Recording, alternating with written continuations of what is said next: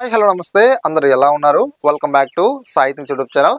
ఆంధ్రప్రదేశ్ స్టేట్లో ఏప్రిల్ 3వ తారీఖు నుంచి అంటే ఈ రోజు నుంచి మనకైతే పెన్షన్ పంపిణీ అయితే మొదలవుతుంది సచివాలయం దగ్గర. దీనికి సంబంధించి మన ఎన్నికల కమిషన్ వారు కొన్ని మార్గదర్శకాలు మనకైతే విడుదల చేయడం జరిగింది. సో ఈ రోజు ఈ వీడియోలో మనమైతే మరి పెన్షన్ తీసుకునే వారికి మన ఎన్నికల కమిషన్ వారు ఎలాంటి మార్గదర్శకాలను విడుదల చేశారు అనే విషయాల గురించి మనమైతే పూర్తి సమాచారం ఈ వీడియోలో మనం తెలుసుకుందాం. మీరు కనుక ఫస్ట్ టైం కనుక మనకి యూట్యూబ్ ఛానల్కి వచ్చినట్లయితే మీరైతే తప్పకుండా మనకి యూట్యూబ్ ఛానల్ని సబ్స్క్రైబ్ డైలీ ఫాలో అవ్వండి. మరి మనం ఆలస్యం చేయకుండా టాపిక్లోకి వచ్చినట్లయితే ప్రతి నెల 1వ తారీఖున ఆంధ్రప్రదేశ్ స్టేట్లో వాలంటీర్ల చేత ఇంటి వద్దకే పెన్షన్ పంపిణీ చేసేవారు. కానీ కొన్ని అనివార్య కారణాల వల్ల మనకు పెన్షన్ పంపిణీ అనేది 1వ తారీఖు కాకుండా 3వ తారీఖు మనకైతే జరగడం జరుగుతుంది. మరి మనకు ఈ 3వ తారీఖు కన్నా వాలంటీర్లు ఇంటి వద్దకు వచ్చి పెన్షన్ ఇస్తారంటే ఇంటి వద్దకు వచ్చి ఇవ్వరండి. మనమే సచివాలయం దగ్గరికి వెళ్ళి పెన్షన్ మనమైతే తీసుకోవాల్సి అయితే ఉంటుందన్నమాట. దీనికి గల అసలు కారణం ఏంటంటే ప్రస్తుతానికి మన యొక్క ఆంధ్రప్రదేశ్ స్టేట్లో మే 13వ తారీఖున ఎన్నికలు అయితే జరగబోతున్నాయి. దీన్ని దృష్టిలో పెట్టుకొని ఎన్నికల కోడ్ అనేది అమల్లో ఉండటం కారణంగా వాలంటీర్లు ఎవరు కూడా పెన్షన్ పంపిణీ చేయకూడదని చెప్పేసి మన ఎన్నికల కమిషన్ వారైతే కొన్ని ఆదేశాలు అయితే మనకు జారీ అయితే చేయడం జరిగింది. యాక్చువల్గా మనకు ప్రతి నెల 1వ తారీఖు పెన్షన్ పంపిణీ చేసేవారు.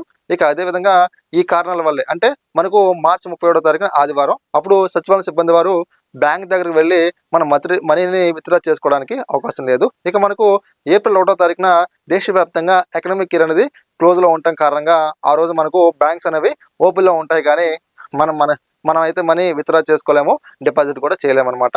ఇక మనకు 2వ తారీఖున అంటే ఏప్రిల్ 2వ తారీఖున బ్యాంక్స్ అనేవి ఓపెన్ లో ఉంటాయి. సచివాలయ సిబ్బంది వారు బ్యాంక్ దగ్గర వెళ్ళి మనీ విత్డ్రా చేసుకొని వాలంటీర్లకు అయితే పెన్షన్ పంపిణీ చేయడం కోసం అమౌంట్ అయితే ఇద్దాం అనుకున్నారు. కానీ ఎన్నికల కమిషన్ వారు కీలక నిర్ణయం తీసుకున్నారు. అదేంటంటే అమౌంట్ అనేవి సచివాలయం స్టాఫ్ దగ్గర ఉంచుకోండి.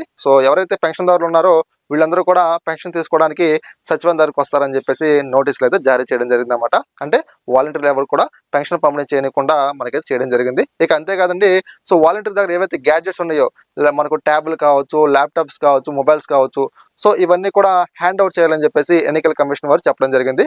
అందరూ కూడా వాలంటీర్లు వాళ్ళ దగ్గర ఏవైతే గ్యాడ్జెట్స్ ఉన్నాయో వాటిన్నిటిని కూడా వీరైతే సరెండర్ చేయడం జరిగింది అనమాట. గ్యాడ్జెట్స్ అంటే మనకు తెలుసు కదా, బయోమెట్రిక్ సంబంధించి డివైజెస్, మొబైల్స్, ట్యాబ్స్ అనమాట, ఇవన్నీ కూడా. ఫ్రెండ్స్, మనకు ఈ రోజున పెన్షన్ పంపిణీ చేయబోతున్నారు ఏప్రిల్ 3వ తారీఖున. కొంతమంది వృద్ధులు, వికలాంగులు, వితంతులు, దీర్ఘకాలిక వ్యాధులతో బాధపడే వారందరికీ కూడా పెన్షన్ పంపిణీ చేయబోతున్నారు. ఫ్రెండ్స్, రీసెంట్లీగానే ఒక వ్యక్తి పెన్షన్ తీసుకోవడానికి అయితే ఒక సచివాలయం దగ్గరికి వెళ్తూనే మధ్యలో ఉన్న అతడు గుండెపోతూ చనిపోవడం జరిగింది అనమాట. ఈ విషయం అందరిని కూడా కలిసివేయడం జరిగింది. ఇక అంతేకాదండి, మీరు పెన్షన్ తీసుకునేటప్పుడు కంపల్సరీగా ఈ డాక్యుమెంట్స్ అనేవి ఖచ్చితంగా తీసుకెళ్ళాలన్నమాట. ఎగ్జాంపుల్కి వచ్చేసి మీ ఆధార్ కార్డు కావచ్చు, మీ యొక్క రైస్ కార్డు కావచ్చు, ఏదైనా ఒక ఓటర్ గుర్తింపు కార్డు కావచ్చు. వీటిలో ఏదో ఒక కార్డు మీరైతే కంపల్సరీగా మీరు పెన్షన్ తీసుకోవడానికి తీసుకెళ్లాల్సి అయితే ఉంటుంది. మన ఎన్నికల కమిషన్ వారు ఈ యొక్క వాలంటీర్లను కేవలం మనకు ఏప్రిల్ నెలలోనే పెన్షన్ పంపిణీకి దూరం చేయలేదండి. మనకు ఏప్రిల్, మే, జూన్ ఈ 3 నెలల వరకు ఈ యొక్క వాలంటీర్లు మనకైతే ఈ యొక్క డ్యూటీస్ నుంచి మనకు పెన్షన్ పంపిణీ చేయకుండా ఈ యొక్క విధుల నుంచి వీరిని దూరంగా అయితే పెట్టడం జరిగింది అనమాట. దీన్ని మనసులో పెట్టుకొని కొంతమంది వాలంటీర్లు ఏం చేస్తారంటే రాజీనామాలు కూడా చేయడం జరుగుతుంది అనమాట. మన యొక్క రాష్ట్ర వ్యాప్తంగా ఇప్పటి వరకు కూడా దగ్గరగా 100 మంది పైగానే రాజీనామాలు అయితే చేయడం జరిగింది. రీసెంట్లీగా జై భారత్ అధ్యక్షుడైనటువంటి లక్ష్మీనారాయణ గారు ఒక కీలక విషయాన్ని అయితే తెలియజేయడం జరిగింది. అంతేకాదండి, మన ఎన్నికల కమిషన్ కూడా మనకు ఒక పిటిషన్ కూడా ఆయన పెట్టడం జరిగింది అనమాట. అది దేని గురించి అంటే మనకు ఎవరైతే వాలంటీర్లు ఉన్నారో వీళ్ళందరినీ ఒకే చోట ఉంచకుండా డ్యూటీస్ లో వీరిని రాయలసీమకి, కోనసీమకి వీళ్ళని అటు వాళ్ళని ఇటు వాళ్ళని అటు ట్రాన్స్ఫర్ చేయాలని చెప్పేసి అయితే మనకు ఎన్నికల కమిషన్ వారు అయితే కోరడం జరిగింది అనమాట. ఇలా ట్రాన్స్ఫర్ చేయడం వల్ల వాళ్ళకి వచ్చే 5,000 రూపాయలతో ఎలా జీవనం గడపాలో ఎవరికేం అర్థం కాదనమాట. ఆయన వ్యాఖ్యలపై మీరేమనుకున్నారు కామెంట్ సెక్షన్ తెలియజేయండి.